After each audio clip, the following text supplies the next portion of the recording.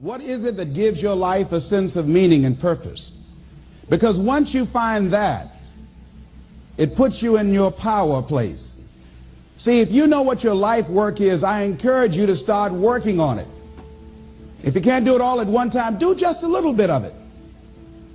And if you don't know what it is that you showed up to do, if you don't know why you're here, I encourage you to find out what your purpose is here. What is the meaning of your life? What will be different? Have you ever asked yourself that question? I've done that. I remember coming from a friend of mine's funeral, and I was reflecting on how much time I had left. And I went for a walk in a park thinking about this guy whose life was so promising. And I mean, he wasn't an old guy. He was quite young, in fact. And I thought about all of the things that he said he was going to do, and he never got a chance to do those things. And I started thinking about my own life and how much time I had left to do the things that I would like to do. And at that time, I wasn't sure what my life purpose was, what my life's work was. I wasn't sure about it at that time. And I thought about it quite a lot. I had some idea, but I wasn't convinced. I don't think I felt worthy. I didn't believe that it could be me to do this kind of work that I'm doing right now. And I say to you that if you begin to take a conscious effort to find out what it is that you're supposed to do, I say that it can literally save your life. I said that it can literally save your life. 85% of the American public, according to recent studies, are going to jobs that they hate, working on jobs that do not challenge them. They get sick thinking about going. Because, see, when you go to a job and you already know how far you can go, you can already see that proverbial glass ceiling. See, when you're going someplace and you already know how much you're going to make, you already know how far you can go, you're in a dead-end position. It erodes your self-esteem. It lowers your sense of yourself. It creates some inner turmoil. It creates an emptiness in you. So I say that your life is worth finding what it is that you're supposed to do. And I'm not saying quit your job. I'm saying find it and do just a little bit of it. Just start working at it just a little bit, but do find out what your work is and hold on to it, and don't let your dream go. Don't let it go. See, and here's something else I want you to begin to look at. Why is it that most people don't pursue their dreams or don't do better than what they're doing if they're capable of doing it? I think that many of us don't go the next step because we don't know what to do yet. And I say that the reason that we don't even explore the possibility of what to do is because subconsciously we don't believe that it can happen for us, and we don't believe that we deserve it. So here's what I'm suggesting. How much time do you spend working on you? How much time do you spend every day working on your dream? In the last 90 days, how many books have you read? In the last year, what new skill or knowledge have you acquired? What kind of investment have you made in you? So I'm saying that as you begin to look at where you want to go, if you want to make it today, and things are changing so fast you have to literally run to stand still, I'm saying that you've got to make some conscious effort to begin to work to develop you. Here's something else. Most people are not living their dreams because of fear, ladies and gentlemen. Fear, limited vision, and lack of self-esteem is what keep most people doing things they don't want to do. The same reason that people stay in relationships where they're abused or they're unhappy or it's unfulfilling, they can't see themselves beyond that relationship. They can't see themselves enjoying life without that person. They think that this is all that they can do. The same reason that people get stuck at a certain level in life, they can't see things being better for them. And they think that this is it and this is all they deserve. This is all they've ever seen. It's been passed on to them. And they think that this is it for them. Oh no.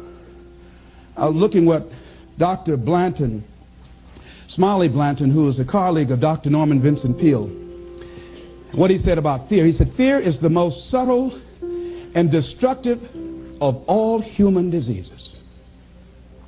Ladies and gentlemen, fear kills dreams. Fear kills hope. Fear put people in the hospital. Fear can age you. Fear, ladies and gentlemen, can hold you back from doing something that you know within yourself that you're capable of doing, but it will paralyze you.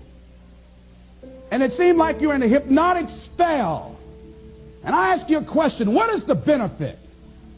What's the benefit of allowing fear to hold you back?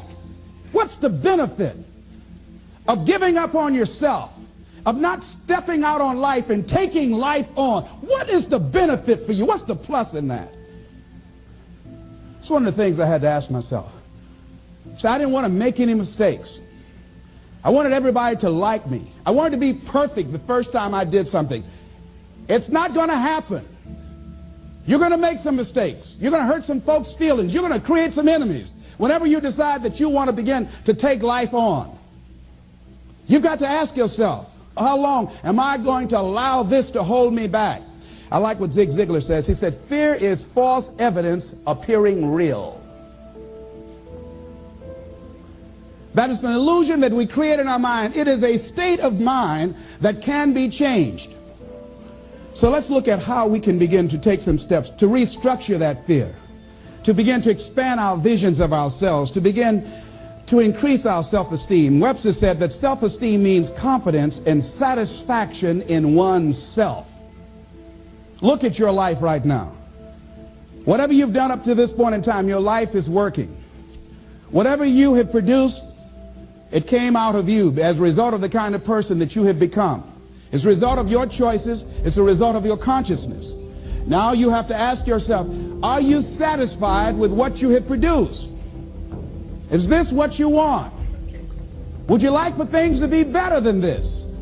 Do you believe that you deserve better than this? Or are you content? This is it. You don't have to do anything else. That you already resign yourself in life and say, well, I'm happy. I'm not starving like the people in Calcutta.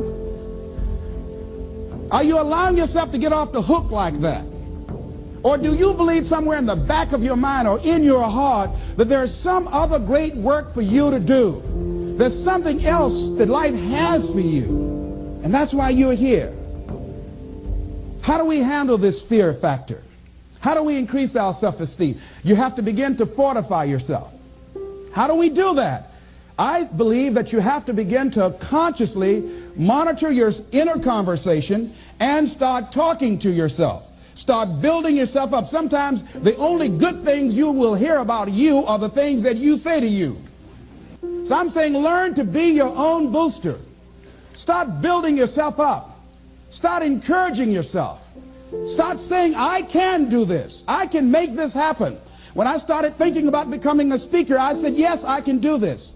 I can make this happen. When I start trying to convince myself I can be a businessman after flopping and failing and losing thousands of dollars and feeling stupid and dumb and having people take advantage of me because of what I didn't know, I had to talk to myself because people were saying to me that I was dumb. And somewhere in the back of my mind, I was saying, you're right. Look at what I've done. I had to say, no, Les. Hey, come on, man. Get yourself together. You can handle this. You just haven't figured it out yet. It's all right. This is your training period. This is the tuition you have to pay for what you don't know. You can do this. Other people have done it. It doesn't take an Einstein. Get you some people that can teach you some stuff that you don't know. Get you some people that have done it successfully and learn from them. Take some seminars, workshops, read some books on how to manage a business. Change the way you see yourself and begin to tend to the personal details. Understand that nobody's going to take care of your business better than you. And when I start changing that kind of mindset of beating myself up because of my mistakes and start looking at the possibility of my doing better, of my making the adjustment that would enable me to do what I want to do successfully, things begin to change. And I say, stop beating up on yourself. You do it. I know you do it. I've done it. It's a natural inclination for us to put ourselves down. See, we are born negative, I think, in a negative consciousness because we live in a negative world. Here's some other things, ladies and gentlemen. Begin to guard your mind against negative programming, like turn off the television. Don't watch the news. So you've got to guard the kinds of things that you put in your mind. See, if you don't program your mind will be programmed, because human beings are goal-oriented. That's why we die of broken hearts early. That's why we're running through life to early graves. We're going through life, ladies and gentlemen, and I think that Henry David Thoreau said that most men live in quiet desperation. Most of us go through life running scared. So we created this in our minds, false evidence appearing real. We made it real in our minds. That's why Churchill said there's nothing to fear but fear itself. That's the destructive monster. So turn off things that can contribute to your fear. Turn a deaf ear to people that all they can do is talk about how negative things are, because they have bought into the consciousness of the world. Start attending workshops, seminars, listening to tapes on a daily basis to begin to recondition your mind, to retrain your thinking. Faith comes by what? Hearing and hearing and hearing. Listen to things that can empower you, that can enable you to create a new reality for yourself, in a new life for yourself. You might appear to be strange around most people. You know, most people think you're strange if you're happy today. See, these people have not found their purpose in life. That's why they're grumpy. That's why they're miserable. That's why they're so negative. They're hurting and they want to hurt other people. So start practicing using programs for your mind. Seminars, books, workshops. Keep a journal. Record your thoughts. What's happening with you? Every day when you get up, have a journal near you. See, ladies and gentlemen, we get 3 to 4 thoughts a year that if we would act on those thoughts, they could change our life. What idea are you sitting on? Write your ideas down. And then, once you get that idea, take the leap. Take the leap. See, it's out here in the universe. If you don't take the plunge, I guarantee you, somebody else will. Take the plunge. Go into action. And ladies and gentlemen, you will be surprised how things will come together. You'll be surprised. Now, you're going to have some difficult challenges. I can tell you that now. Be aware of that. Things are not going to work out exactly right. For a time they will, sometimes. And that's when life is just playing a game with you. Want you to feel good and relax. But ladies and gentlemen, go into action with your dream. And don't avoid where the fights are. Get in the midst of the fight. Get knocked down so you can learn how to fight, so you can hold your position. See, most people don't get out in the arena of life because they don't want to fight. Most people don't get out there because they don't want to get knocked down. They don't want to be dropped to their knees. But see, you're going to be dropped whether you're on the field or whether or not you're sitting on the sidelines. You're going to be dropped. So at least get dropped for something. See, that's how most people are spectators in life. You don't want to be a spectator. You want to get out in the field where the action is. And you will be amazed. After the struggle, there will be a calm period and things will begin to click for you.